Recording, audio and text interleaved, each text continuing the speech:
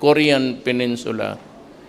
The next photographs that yung photo sa intelligence came up na mayroon na siyang lahat, almost the islands were militarized already.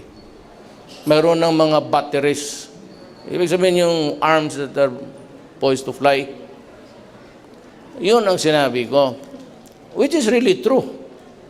Hindi naman ano ng China. So, sabi ko na, in the bilaterals, I would insist that we hurry up. Now, ang sabi niya, they will not build anything in the Scarborough Shoal. Sabi ko, salamat. At yung Pag-asa naman, we've been there sa 1970s pa. So, if it is not a claim, then but we are not moving